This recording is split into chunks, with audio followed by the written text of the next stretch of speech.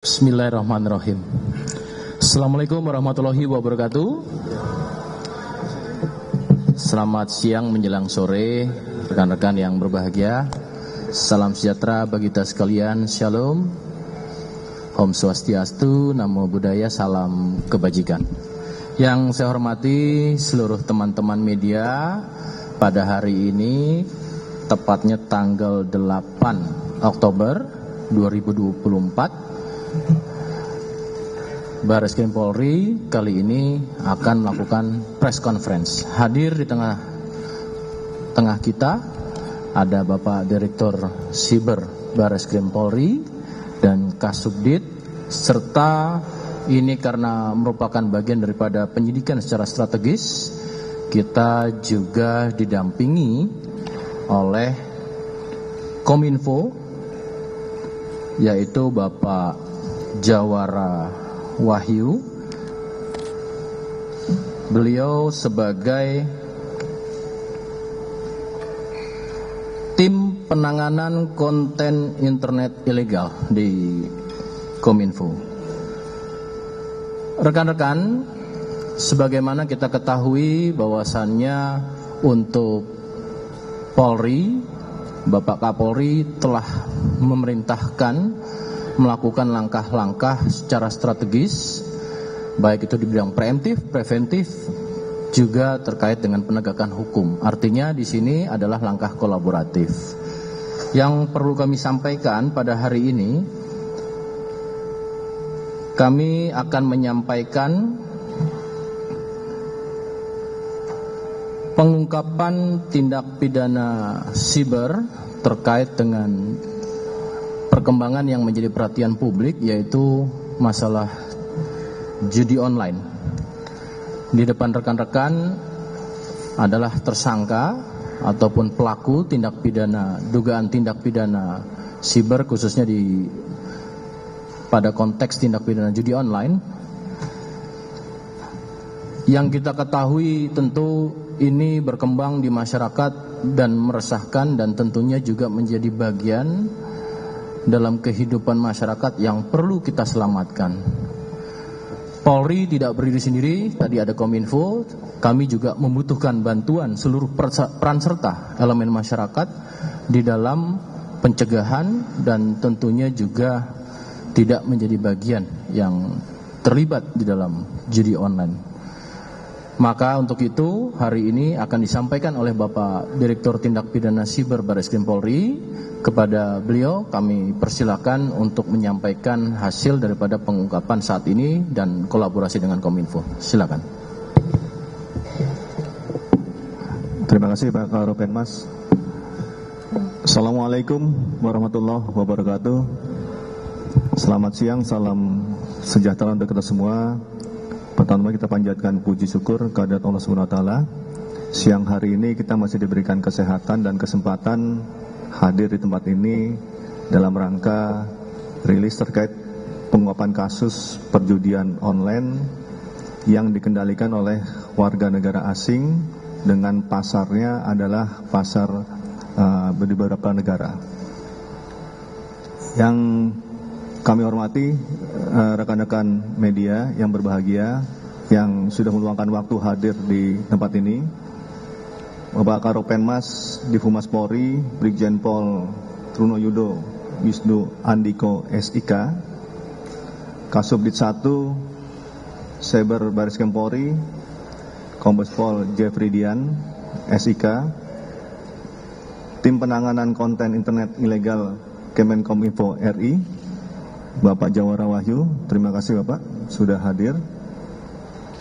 Yang pada kesempatan kali ini kami dari Direktorat Tindak Pidana Cyber Barreskrim Polri akan menyampaikan pengungkapan kasus tindak pidana perjudian daring website slot 8278 berdasarkan laporan polisi nomor LP A13 7 Romawi 2024 SPKT Direktorat Tindak Pidana Cyber Barreskrim Polri pada tanggal 8 Juli 2024. Seperti yang kita ketahui bersama bahwa Bapak Presiden Republik Indonesia Insinyur Haji Joko Widodo secara tegas menyuarakan larangan dan bahaya judi daring dengan dibentuknya Satuan Tugas Pemberantasan Perjudian Daring, di mana Bapak Kapolri sebagai Ketua Harian Penegakan Hukum dan Bapak Kabar Eskrim Polri sebagai Wakil Ketua Harian Penegakan Hukum.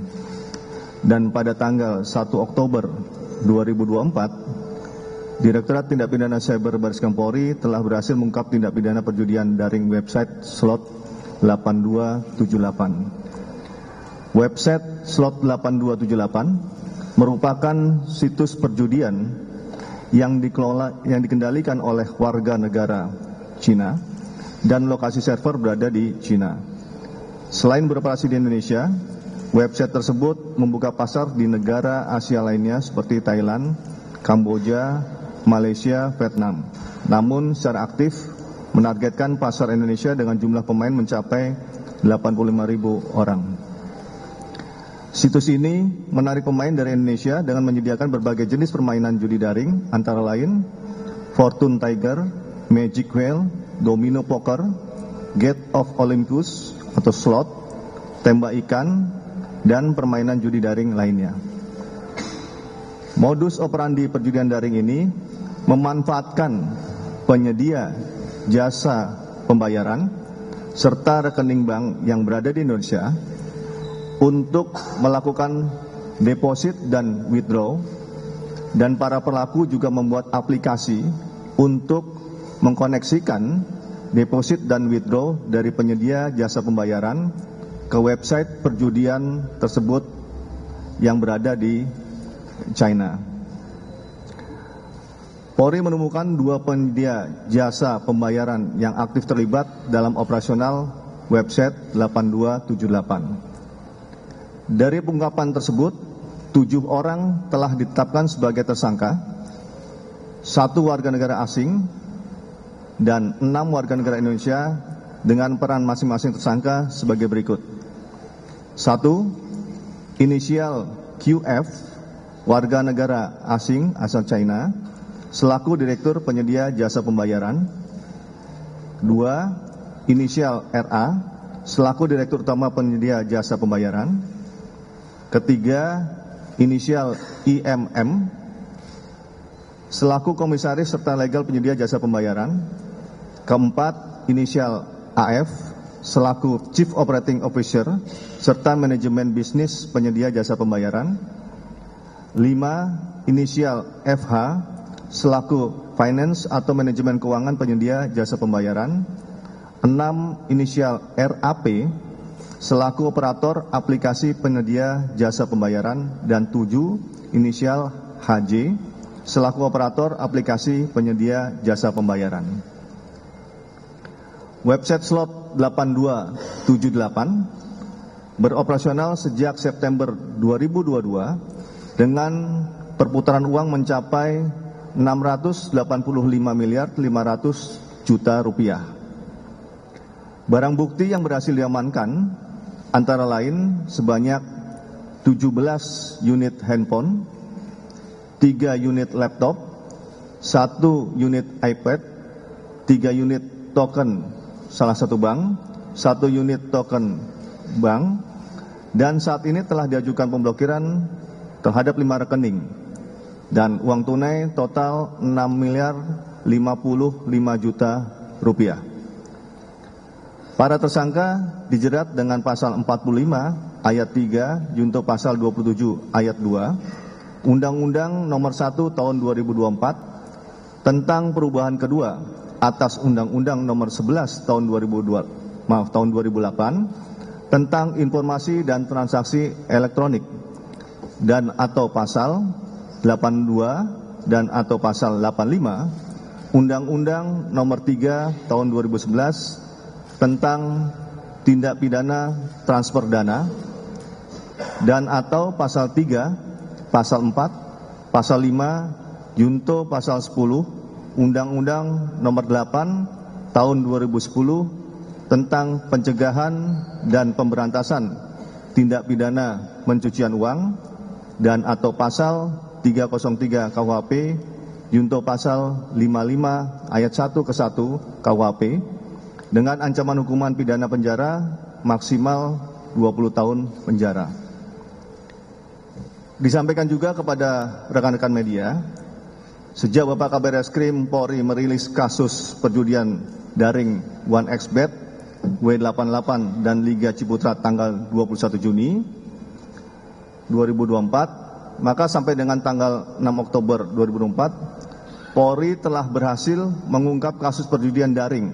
Ini seluruh Polda yang juga terus bergerak untuk melakukan pengungkapan kasus perjudian daring. Berhasil mengungkap kasus perjudian daring sejumlah 198 kasus dan melakukan penangkapan terhadap 247 tersangka serta menyita barang bukti dengan rincian sebagai berikut.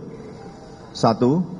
265 unit handphone, 542 unit laptop, 273 rekening, 30 akun judi daring, 1 unit mobil, 1 unit motor, 1051 kartu ATM, dan total uang yang disita dari rekening yang diajukan blokir sebesar 6.149.10.200 rupiah. Selain penegakan hukum dalam periode yang sama, Polri melakukan kegiatan preemptif dan preventif sebanyak 11.708 kegiatan preemptif berupa edukasi kepada masyarakat melalui sekolah, kampus maupun instansi pemerintahan, dan kegiatan preventif dengan mengajukan pemblokiran situs konten praktek perjudian daring kepada Kominfo sebanyak 52.151 situs ataupun konten. Polri berkomitmen akan menindak tegas dan menekan praktek perjudian daring melalui pendekatan preemptif, preventif, dan penegakan hukum. Dan kami percaya bahwa sinergi antara pencegahan dini dan tindakan tegas di lapangan dan koordinasi dan kerjasama dengan beberapa stakeholder merupakan kunci dalam memberantas kejahatan yang merusak tatanan nasional dan ekonomi. Ucapkan terima kasih dan apresiasi kepada seluruh pihak yang telah berkontribusi dalam pengungkapan praktek perjudian daring sehingga dapat terlaksana dengan baik. Terima kasih. Demikian yang dapat kami sampaikan kepada rekan-rekan media. Wassalamualaikum warahmatullahi wabarakatuh. Waalaikumsalam warahmatullahi wabarakatuh. Terima kasih Bapak Direktur. Selanjutnya teman-teman, tadi kami sampaikan dari Kominfo, Pak Jawara Wahyu akan menyampaikan terkait dengan satuan penugasan yang sifatnya kolaboratif. Assalamualaikum warahmatullahi wabarakatuh. Terima kasih atas kesempatannya Bapak Direktur Cyber dan jajarannya. Saya Jawara Wahyu mewakili jajaran pimpinan Kominfo saat ini. Dalam press release ini mau ungkapkan bahwa ini tusi dari Kominfo ini adalah beberapa ada di pasal 40 ayat 2B pada Undang-Undang Nomor 1 Tahun 2024 tentang perubahan kedua atas Undang-Undang Nomor 11 Tahun 2008 tentang informasi dan transaksi elektronik, yaitu dalam melakukan pencegahan, penyebarluasan dan penggunaan informasi elektronik dan atau dokumen elektronik, pemerintah berwenang melakukan pemutusan akses dan atau memerintahkan kepada penyelenggara sistem elektronik untuk melakukan pemutusan akses terhadap informasi elektronik dan atau dokumen elektronik yang memiliki muatan yang melanggar hukum.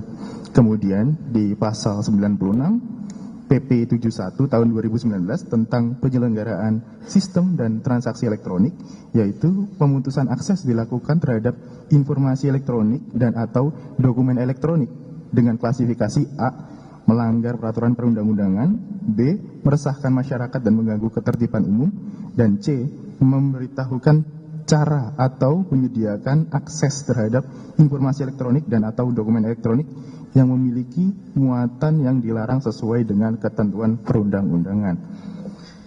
Kemudian upaya-upaya yang sudah dilakukan Kominfo dalam menangani konten negatif, terutama judi online ini adalah pertama adalah literasi digital. Kami juga menggunakan pesan-pesan layanan masyarakat yang sudah tertera di beberapa layar ya, seperti stop judi online adalah penipuan dan sebagainya macamnya. Kemudian kami juga ada patroli cyber dari tim Kominfo dalam hal pencarian atau crawling terhadap konten-konten yang melanggar peraturan, terutama perjudian online. Kemudian kami juga menerima aduan masyarakat.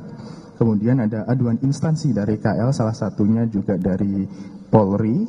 Terima kasih sudah menyampaikan juga situs-situs yang bermuatan negatif yang akan kami blokir.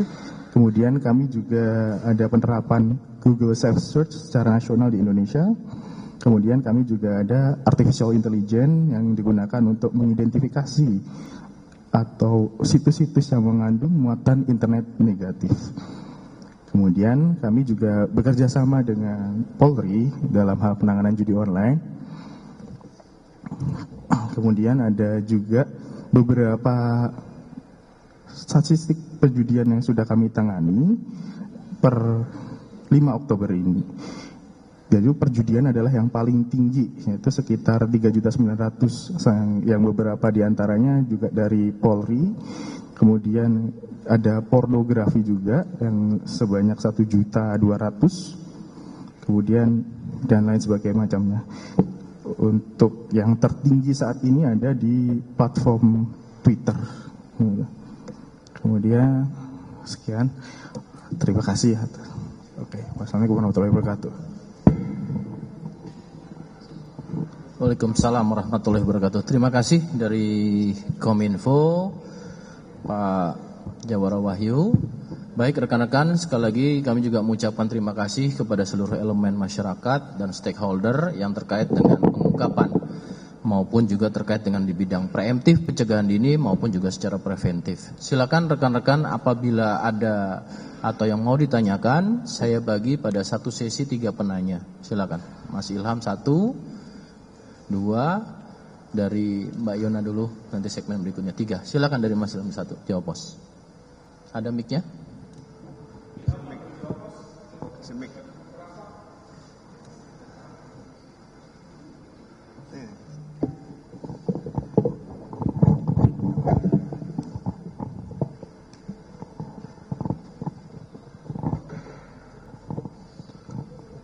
Assalamualaikum, terima kasih Pak atas pengungkapannya. Ini kasus judi online ini selama ini memang salah satu yang menjadi sorotan karena banyak korbannya. Pertama Pak, untuk kasus yang ini tadi disebut ada direktur keuangan, lalu ada direktur utama keuangan juga. Biasanya Barreskrim dalam mengungkap kasus itu dari atas sampai ke akar-akarnya selesai ini. Ini apakah memang hal yang sama yang dilakukan? Kan biasanya kalau dalam kasus narkotika dari bos tingkat tinggi sampai ke akar-akarnya anak buah terbawah. Nah ini apakah yang tertinggi ini direktur keuangannya atau masih ada yang dikejar? Itu yang pertama. Untuk yang kedua, kita tahu bahwa judi online ini sudah lama terjadi. Bagaimana caranya sindikat ataupun bandar judi ini mempertahankan untuk mendapatkan klien dari masyarakat ataupun orang yang bermain atau penjudinya. Modus apa yang dilakukan sehingga masyarakat terbuai untuk bermain. Saya melihat itu ada salah satu gambar, ada perempuan cantik, apakah ada unsur-unsur pornografi yang kemudian dibalut untuk bermain dalam perjudian ini. Yang ketiga Pak, tadi ada titipan dari teman soal di mana mereka ini ditangkap, apakah kantornya di sini atau dia menjalankannya di Indonesia, dan bagaimana pembagiannya dengan di Tiongkok ataupun di Cina. Lalu soal uangnya Pak, tadi ada 600 miliar ya, itu dalam 2 tahun atau dalam per tahunnya? Dengan uang seperti itu berapa jumlah penjudi yang bermain dan kemudian bisa dibilang diselamatkan agar tidak bermain kembali dalam situs ini, walaupun tidak bisa disebut sebagai korban, begitu Pak. Terima kasih banyak. Terima kasih Mas Ilham. Satu dulu ya, karena ada beberapa pertanyaan, nanti lanjut lagi. Yang terkait pertama adalah masalah struktural jaringan kejahatannya. Kemudian yang kedua, modus yang membuat masyarakat menjadi tertarik. Yang ketiga, di mana tempatnya untuk pengungkapan ini, apakah di luar ataukah di dalam negeri. Kemudian yang terkait dengan masalah uang ya, untuk hasil dari itu berapa tahun, selama 2 tahun atau setahun. Silakan kepada Bapak Direktur, 4 pertanyaan awal dulu dari Pak Ilham, jawab pos.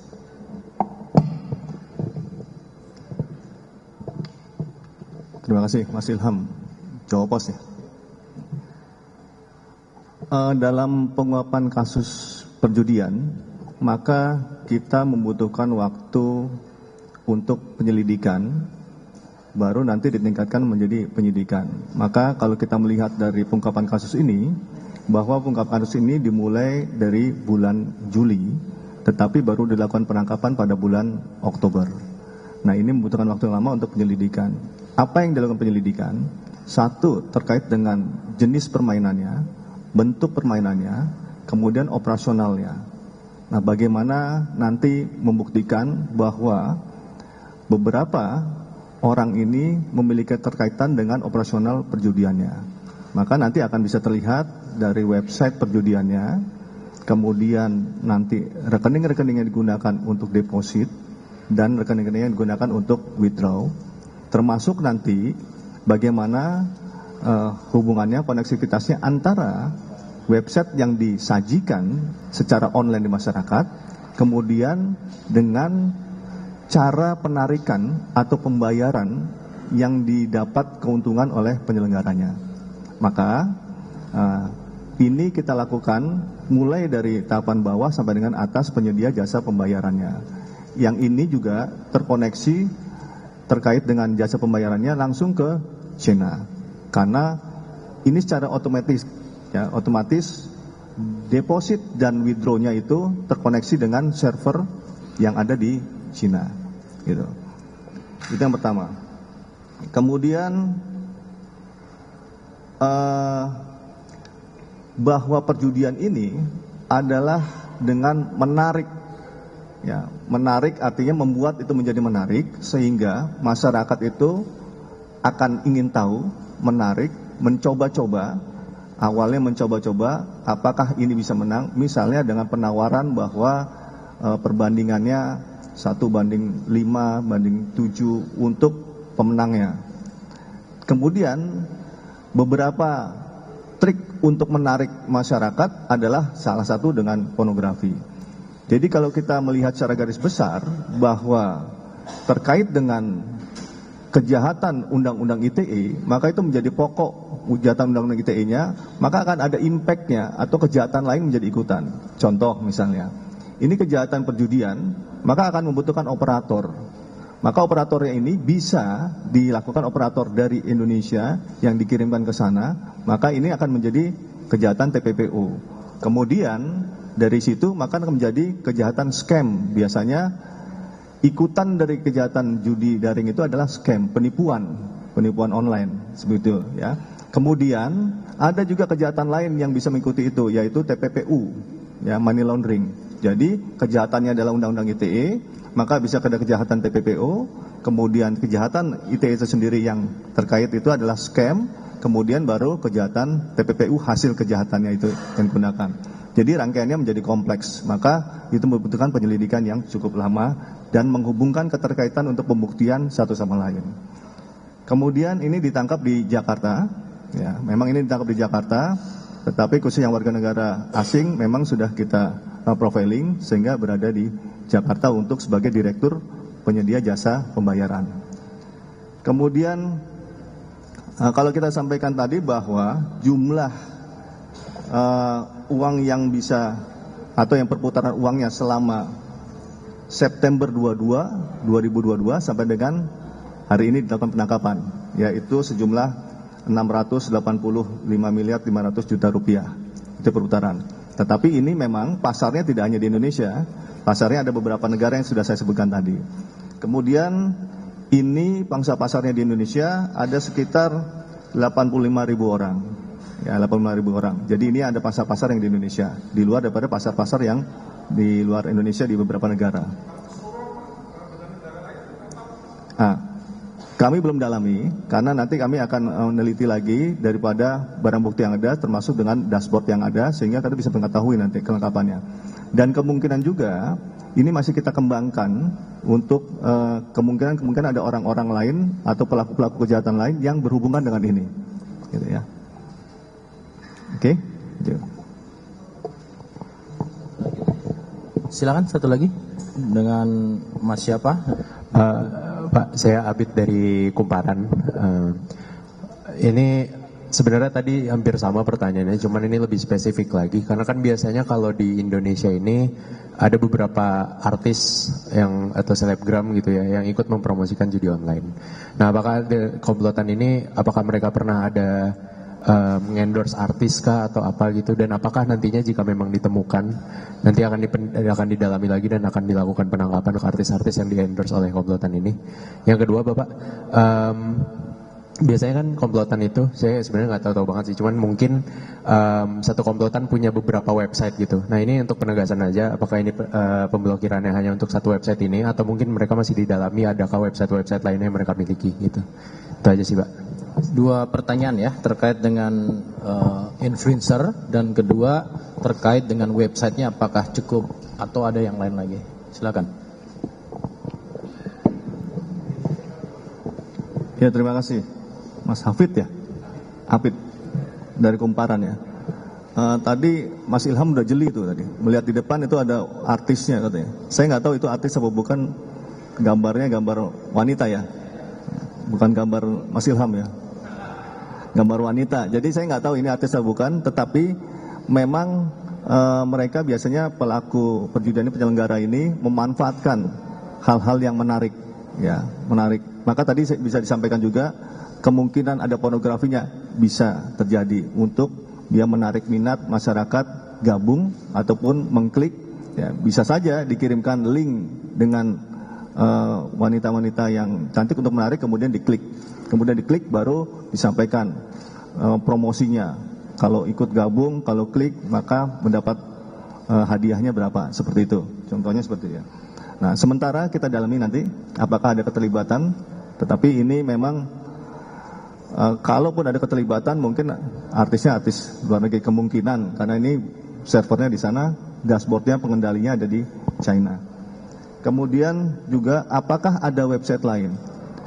Penyelenggara perjudian tidak mungkin hanya memiliki satu website, pasti memiliki website-website turunannya di bawah itu. Maka nanti kita akan dalami. Ini juga yang menjadi tantangan kita, bahwa dalam pemblokiran itu nanti dari Kominfo juga bisa menyampaikan bahwa memang yang diajukan blokir dilakukan pemblokiran, sudah terblokir, tetapi biasanya dia regenerate, dia muncul lagi biasanya gitu. Tapi nanti yang lebih tahu nanti secara teknis adalah dari Kominfo. Jadi terus berada. Nah, ini memang kita harus kejar-kejaran secara teknologi, bagaimana caranya nanti melakukan takedown itu. Tetapi memang itu triknya mereka yang dilakukan ya. Sementara baru satu website, nanti kemungkinan kita dalami apakah ada keterkaitan dengan website-website yang lain ya.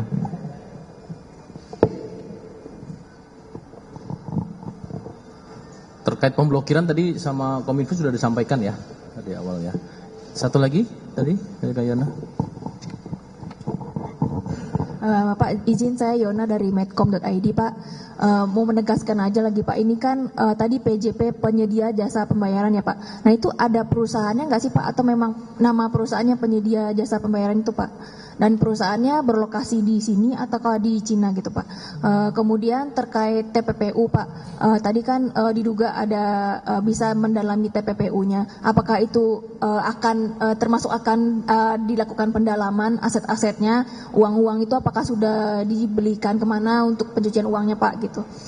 Kemudian ini kan ada warga Indonesia, bagaimana sih WNA Cina ini merekrut warga Indonesia ini dalam kasus ini? Terima kasih Pak.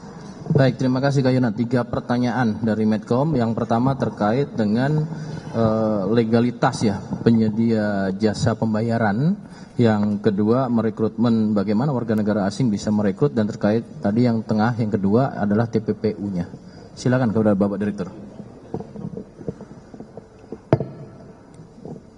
Ya, terima kasih. Untuk penyedia jasa pembayaran, memang ini bentuknya PT. Jadi PT penyedia jasa pembayaran yang dia menyediakan untuk pembayaran-pembayaran dalam transaksi misalnya dengan beberapa merchant. Dan ini juga maka mereka melakukan perjanjian dengan merchant-merchant yang ada, termasuk dengan penyelenggara perjudian. Ya, sehingga ini memfasilitasi untuk kegiatan perjudian. Kemudian pendalaman asetnya, karena kita memang menggunakan undang-undang TPPU, maka ini akan didalami asetnya untuk melakukan penyitaan aset yang berhubungan dengan operasional perjudian ini. Ketiga, WNA ini memang hadir di sini untuk mendirikan PT, dan kemudian dia berkoordinasi ataupun dengan beberapa PJP melakukan PKS untuk melakukan transaksi pembayaran. Artinya menggunakan fasilitas jasa pembayaran ini untuk bisa mendapatkan keuntungan, hasil keuntungannya digunakan fasilitas ini untuk dikirimkan kembali ke Cina. Oh ya, perekrutannya memang ada beberapa perekrutan yang dilakukan oleh yang bersangkutan, karena tentunya satu, yang bersangkutan warga negara Cina tidak bisa bahasa Indonesia, maka itu direkrut oleh orang sini untuk berkomunikasi dengan bagaimana cara misalnya mempromosikan. Maka kalau promosinya di negara Indonesia harus menggunakan bahasa Indonesia. Nah, kalau nanti negara yang lain menggunakan bahasa sesuai dengan bahasa di negaranya. Salah satu contohnya seperti itu. Jadi sesuai dengan fungsinya dia ataupun keahliannya dia. Baik, saya bagi satu segmen lagi. Silakan dari kanan, kemudian yang tadi duluan naik, angkat tangan, dan ketiga. Ya. Satu segmen terakhir lagi. Ayo, silakan. Ya Pak, Ansari. Selamat siang Pak, saya Arsari dari Bisnis Indonesia. Izin bertanya Pak, soal update dari penyelidikan artis-artis kayak Wulan Guritno, Yuki Kato itu sekarang update-nya gimana Pak? Terus sebagai penegasan biar clear gitu, mereka ini sekarang berarti tidak bersalah, tidak terlibat pada promosi itu atau gimana Pak? Terima kasih. Oke, walaupun di luar konteks ini tapi ada kaitan nanti satu lagi, Mbak Anu, silakan. Siapa Mbak, dari media mana? Ya Pak, Bismillahirrahmanirrahim. Assalamualaikum warahmatullahi wabarakatuh. Saya Mutia dari TKBM News, Independent News. Ini sebenarnya kan kasus-kasus begini udah sering ya Pak. Terus kayak nantangin kita nih Pak, buat kayak ini mereka harus ada hukuman yang jelas. Mungkin saja ada satu sistem Indonesia pada khususnya, apakah memang ada hukuman mati atau hukuman yang membuat mereka jera. Karena ini kan pasti tadi Bapak katakan ke hal-hal yang lain seperti itu, dan ini sangat serius gitu, terutama untuk akhlak bangsa kita. Ini apalagi dari negara luar yang sangat-sangat menantang Indonesia untuk jauh lebih baik dan lebih bersih. Tapi apakah ada dari Polri sendiri untuk bisa berwibawa memberikan satu khasanah terbaik bagi Indonesia? Terima kasih. Assalamualaikum warahmatullahi wabarakatuh. Baik, satu lagi. Pada konteks ini nanti juga masih ada kaitan, silakan. Iya Pak, saya Riana dari MNC Portal mau tanya, tadi kan berarti WNA-nya nggak bisa bahasa Indonesia, artinya dia punya translatornya sendiri. Itu apakah translatornya satu di antara mereka atau ini masih di dalamnya atau seperti apa? Lalu untuk yang 600 miliar itu kan perputaran uang di beberapa negara, iya kan Pak? Kalau saya tidak salah, terus kalau di Indonesia sendiri itu berapa Pak perputaran uangnya dengan pengguna 85.000 itu? Sama satu lagi Pak, kemarin kan WNI kita meninggal dunia di Kamboja, dan kebetulan dia juga bekerja di perusahaan judi online. Dia dikeroyok dengan 22 WNI lain yang sama-sama bekerja di perusahaan tersebut. Saya ingin tanya, apakah nantinya ada pengawasan untuk WNI kita yang akan bekerja di luar negeri? Karena kalau mengingatkan di luar negeri, di Kamboja sendiri itu legal, sedangkan di kita nggak legal. Artinya, kalau misalnya ternyata bisa saja nanti WNI lain bekerja di luar negeri, ya di perusahaan online, di judi online itu gimana Pak? Baik, cukup 3 pertanyaan ya. Satu lagi Pak, izin Pak, satu lagi. Satu lagi. Ya, satu lagi. Background WNA yang dari Cina itu apa? Apakah dari finance atau memang dia sudah lama menjalani pekerjaan ini? Terima kasih. Baik, yang pertama terkait dengan influencer. Yang kedua, bagaimana dengan sistem? Perlu saya jelaskan, tadi Pak Direktur sudah menjelaskan, ini telah dibentuk Satgas, di mana pekerjaan kolaboratif memiliki efek yang sangat luar biasa, baik di bidang preemptif, preventif, sampai dengan penegakan hukum. Nanti juga pertanyaan terkait dengan perputaran uang yang di dalam dan di luar negeri, dari nilai total semua tadi, dan terkait juga dengan masalah PPO, ya. Tentunya konteksnya di sini adalah penyidikan di tindak pidana siber, namun nanti akan dijelaskan secara global terkait dengan hal tersebut. Nanti ada kolaboratif lagi dengan Kementerian Luar Negeri dan juga dari BP2MI. Silakan Pak Direktur. Jadi yang pertama terkait dengan influencer ya. Ini influencer yang mana? Yang dulu? Ya, sekalian saya jelaskan. Beberapa pengaduan terkait dengan influencer yang itu artis-artis terdahulu itu ada sebanyak 27. Sampai dengan hari ini kita masih berproses. Sudah dilakukan pemeriksaan terhadap 27 influencer tersebut dan 14 saksi serta 6 ahli yang hasil pemeriksaan klarifikasi itu akan kita lakukan gelar perkara untuk menentukan konstruksi kasusnya, posisi kasusnya seperti apa. Ya, jadi masih berproses, ya. Ya, nanti gelar perkara nanti kita kabarin, ya. Nanti Pak Karopenmas. Kemudian yang kedua, bahwa perjudian online ini kita kategorikan sebagai penyakit masyarakat. Jadi penyakit masyarakat itu harus disembuhkan. Oleh sebab itu, apakah selesai dengan pengungkapan kasus penangkapan yang sudah sering dilakukan? Ternyata tidak selesai. Maka kegiatan-kegiatan terkait dengan preemptif dan preventif dengan mulai mengedukasi masyarakat terkait dengan bahaya judi daring ataupun judi yang lain, yang itu tidak akan pernah menang, itu membawa efek yang tidak baik dalam kehidupan sosial, itu menjadi penting untuk diglorifikasikan sehingga masyarakat paham, sehingga masyarakat menjadi paham, mengerti dan lebih bijak bahwa tidak akan pernah ada untungnya kalau bermain judi. Itu satu, preemptif. Kemudian kedua adalah kegiatan preventif, kegiatan pencegahan yang dilakukan dengan memutus akses daripada website situs perjudian. Yang ini dilakukan oleh rekan-rekan kita dari Kominfo, dari masukan dari kita, yang ini juga terus dilakukan. Maka ini sebagai salah satu cara yang efektif untuk menekan atau menghilangkan. Baru yang ketiga adalah pengungkapan kasus untuk menyentuh kepada pelaku-pelaku atau penyelenggaranya. Ya, penyelenggaranya seperti sekarang ini penyelenggaranya, yang ini nanti akan juga memutus daripada organisasi ataupun rotasi dari perputaran daripada permainan perjudian ini. Jadi 3 hal itu, preemptif, preventif, dan penegakan hukum. Kemudian juga ini juga kita lakukan terus komunikasi dengan beberapa satker ataupun kementerian lembaga untuk sama-sama kita sesuai dengan tupoksinya memberantas perjudian daring ini. Termasuk juga kita berkoordinasi dengan beberapa negara yang ada yang itu tidak melegalkan, tetapi ada beberapa negara yang melegalkan, itu komunikasi khusus kepada negara tersebut. Kemudian terkait dengan perputaran uang di Indonesia gitu ya. Jadi perputaran uang di Indonesia kita sedang mengidentifikasi karena ini beberapa negara dan ini bercampur, sehingga kita nanti akan melihat mengklasifikasikan mana yang ada di Indonesia karena kita sedang meneliti dashboardnya seperti apa.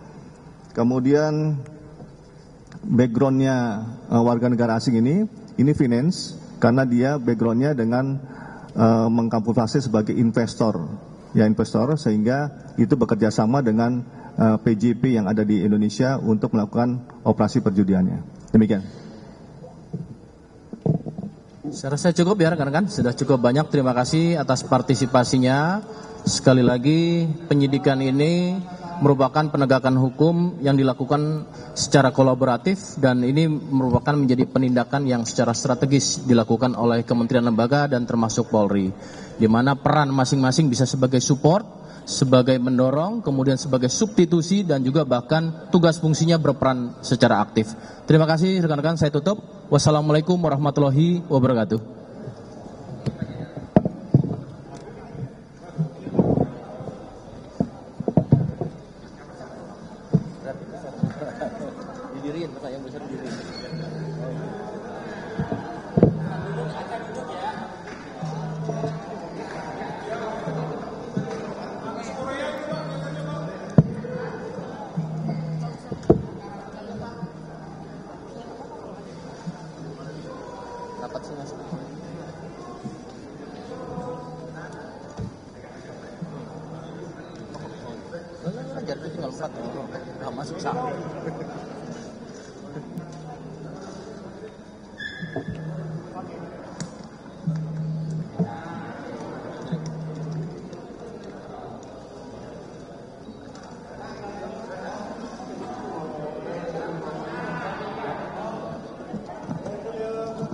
Tengah dulu ya, tengah.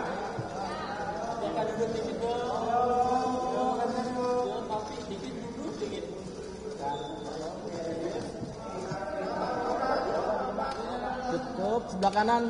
Ya, sebelah kanan.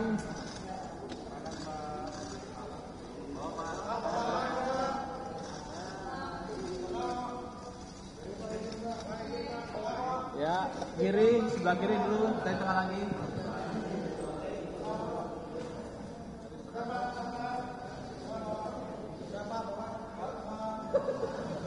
Ya, tengah kembali. Tengah dulu lurus, baru bawah. Ya, bawah. Ya.